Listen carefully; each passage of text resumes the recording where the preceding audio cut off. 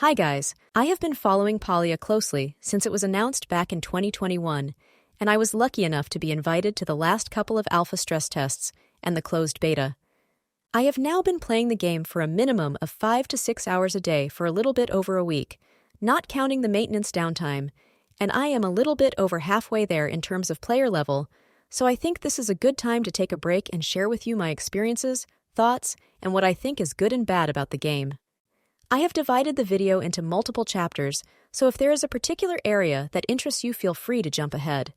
But with that said, this video will be a lot longer than what I usually do, so get a drink, get some snacks, and get comfy. Before we jump in, it's important to stress once again that Palia is currently in closed beta, with open beta expected to launch today, August 10th. As with any beta, bugs and instability is to be expected. This is a time when the developers want to push the game as much as they can in order to be better equipped for when the game officially launches. I will not hold that against them, and neither should you. On the same note, it is very much expected that the more players join the beta, the more bugs and issues will be uncovered, so I will not be focusing on that this time around. Palia is an entirely free-to-play game set in the distant future where humans have been extinct for a long time and are considered a legendary race. However, recently, more and more humans have started materializing out of a purple mist. Thus, humans are the only playable race in Palia. The game is advertised as a cozy MMO focused on community and farming sim-type gameplay, and as it is free-to-play, it is monetized through a premium cash shop that is entirely cosmetic and offers no boost to player progress or power. Is it an MMO? Honestly? The short answer is no. The long answer is that the MMO tag has been thrown around a lot recently and slapped onto any remotely online multiplayer game that comes out. I get it, the MMO community is starved for a good game to lose themselves in, and they're an easy audience to grab now that even the most hardcore World of Warcraft players have gone soft and started to look elsewhere. If you are going into Palia and expecting large crowds of people gathered in a town, world events, and large communities, you will be disappointed because Palia is not that type of game. It is much more niche and not an MMO despite its advertising. Palia does not have any official servers you can choose. Once you enter the game, you will be placed into a server with 24 other players. If you are playing with friends, you can add each other by searching for your full player names, and once you officially become friends, you will be able to hop onto the same server and play together. The niche part is that, as of beta, the maximum players per server is capped at 25, and it's a good thing. I do believe that the team should reconsider the MMO tag, because as much as it can attract a certain type of player, it can also deter a lot of players who genuinely enjoy and love community-based farming sims, and who this game caters better to. When it comes to gameplay, it is highly addictive and chill at the same time. With 8 skills available, you can gather almost anything in the game. If you are easily distracted, you will often find yourself leaving your home to do one thing, but then getting distracted along the way by a node or animal, only to realize a few minutes later, probably when your bags get full, why you left your plot in the first place. There is no rush to complete anything. There is nothing and no one to compete with other than yourself. There is no combat, fall, or drowning damage. You simply exist, and you can do anything you want at your own pace. Gliding is liberating. However, opening the map while gliding, or running for that matter, will stop you in your tracks, so you need to press W again once you close the map, otherwise you will just slow glide directly down. Climbing is alright, but again, slightly buggy on certain surfaces.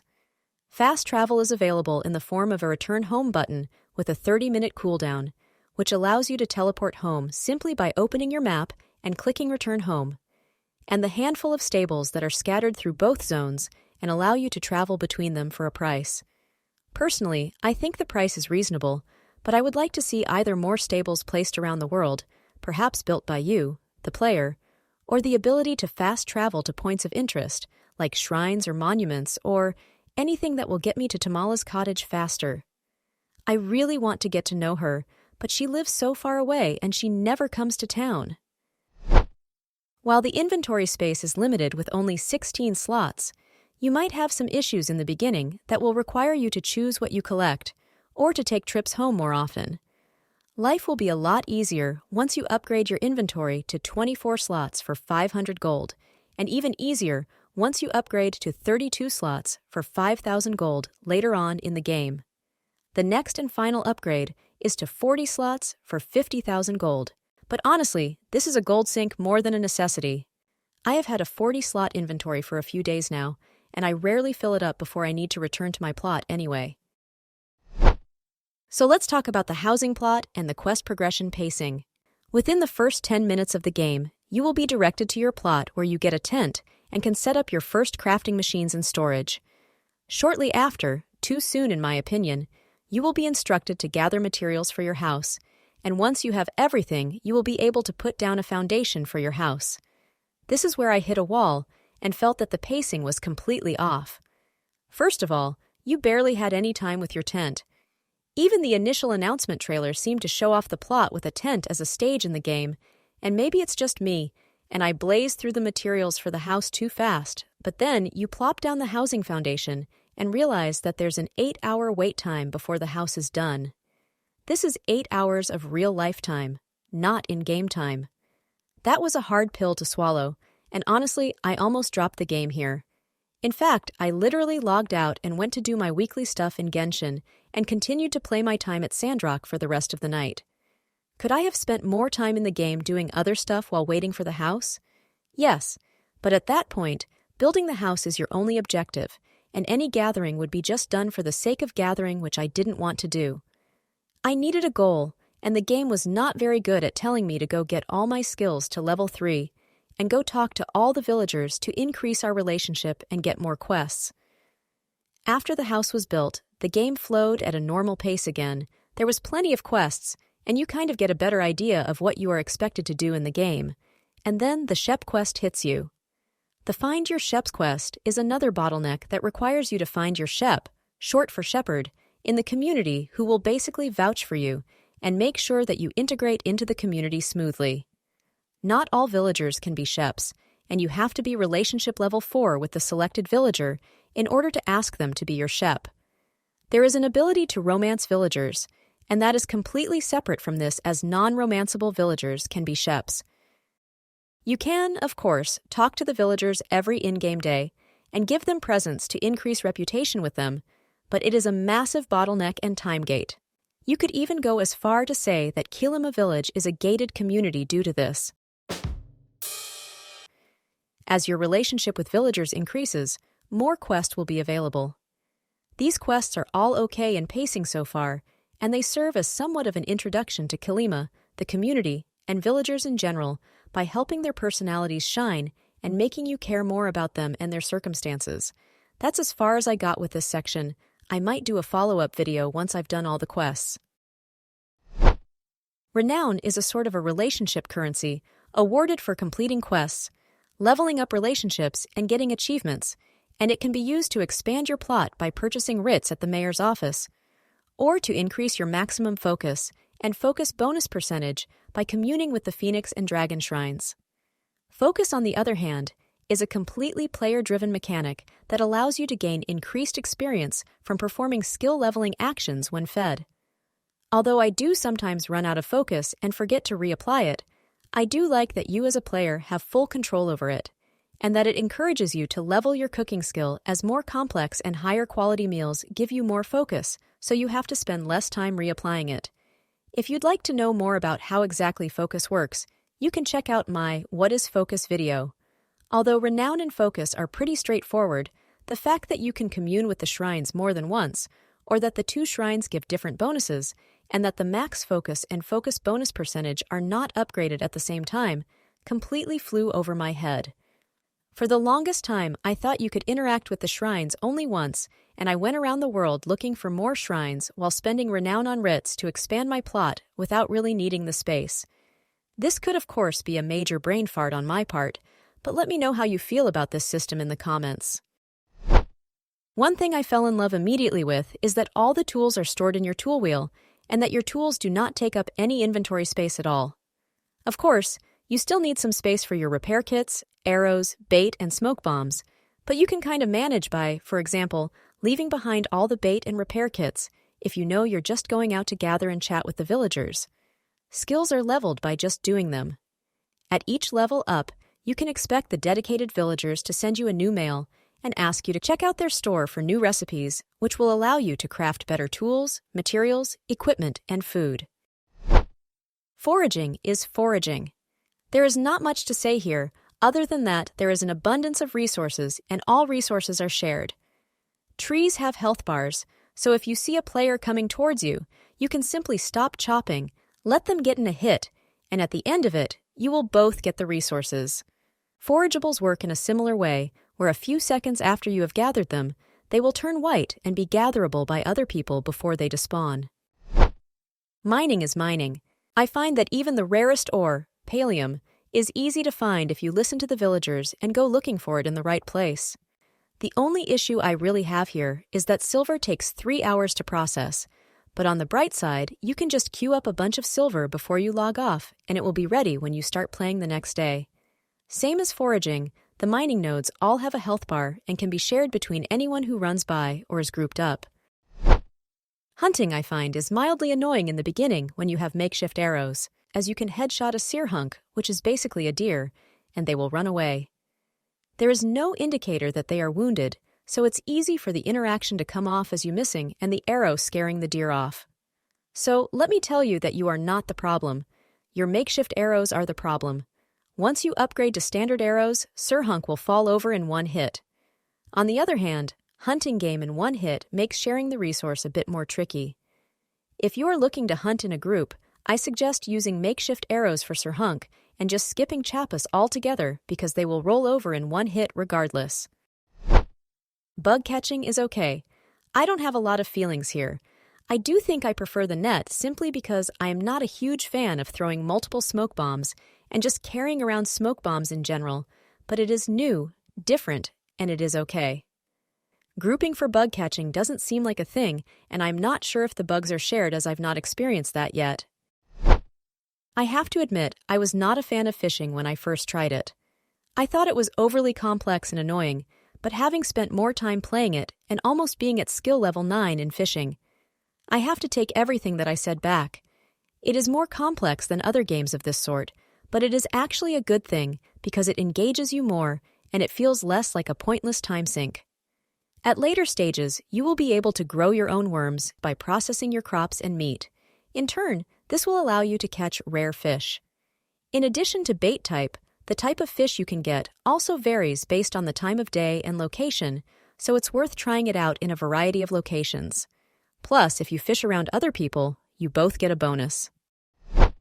Farming can be as simple or complex as you want it to be. You can either plop a plot down, till it, plant the seeds you want or need, water it, and run off till the next day. Or you can properly min-max your farming plot with spreadsheets, drawings, and the whole shebang, because each crop boosts a different aspect of the crops around it. The boost only works towards crops that are vertically or horizontally connected, not diagonally. So if min-maxing is your thing, this is where you will spend some time.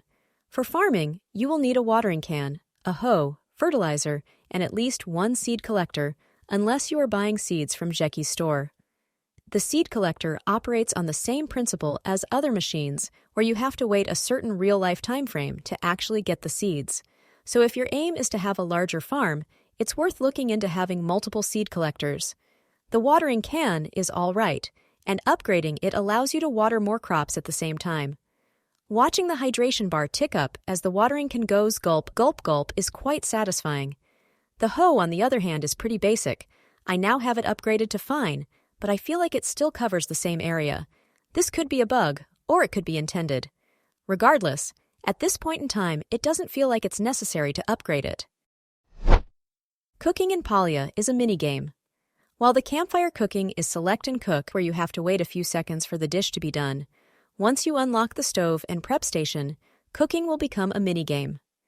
Doing it alone can be frustrating if you are not used to this type of gameplay, but I feel like it is intended to be completed with friends, as you can cover multiple stations and tasks at the same time, making the whole crafting process go faster.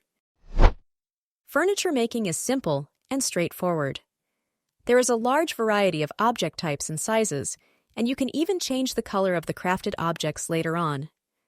Once you craft a piece of furniture, 3 thought bubbles will pop up above your head with silhouettes of potential recipes.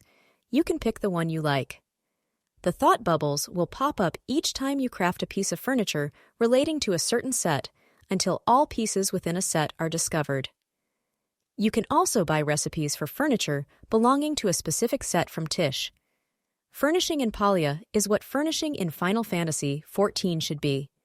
It is amazing and refreshing, and I love it. But as much as I love furnishing, I hate that I cannot interact with the furniture.